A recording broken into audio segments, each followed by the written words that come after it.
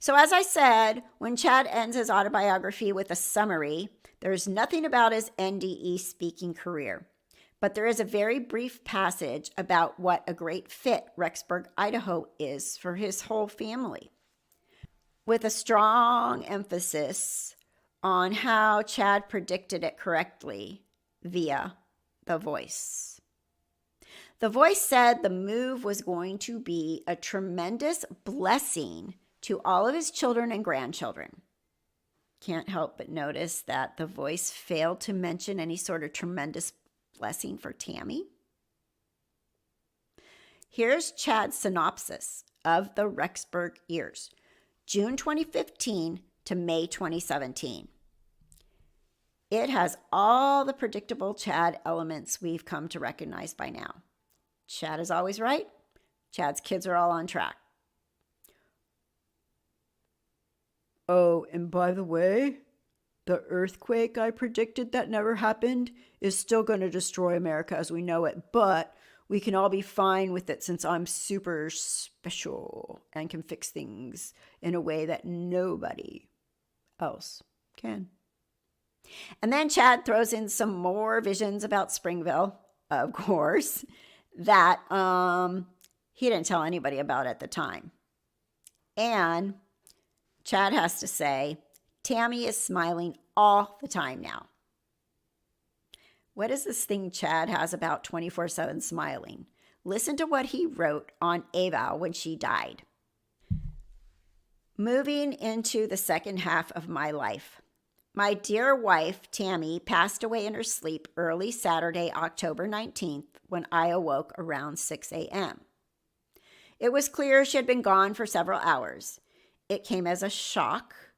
I couldn't believe I hadn't been awakened somehow, but all indications are that her spirit simply slipped away during the night. Her face looked serene, with her eyes closed and a slight smile. It was devastating to discover her that way, but I'm so grateful that her death was peaceful.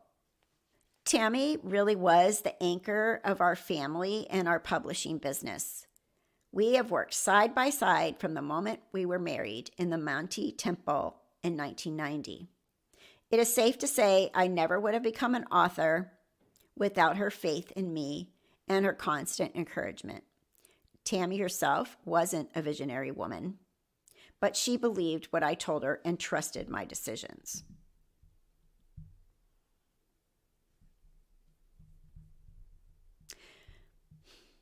And what we know now.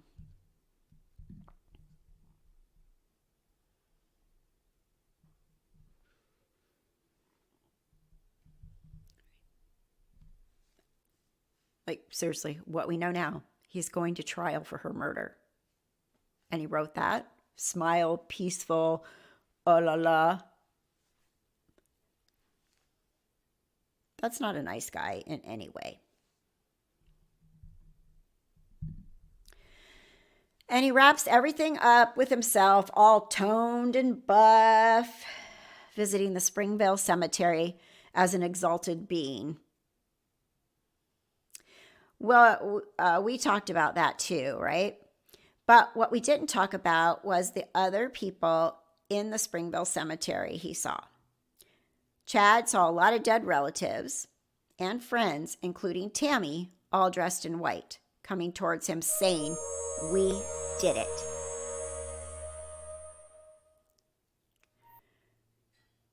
Should I say it? It's almost too easy. Okay, I will. Get yourself a hearing aid, Chad. Were they really saying, "We did it"? Are you sure they weren't saying, "He did it"? I know for sure if that happens, there are going to be a lot of angelic voices saying things you don't want to hear, Chad. But I guess we'll see what Chad has to say for himself at trial, though. Innocent until proven guilty, right?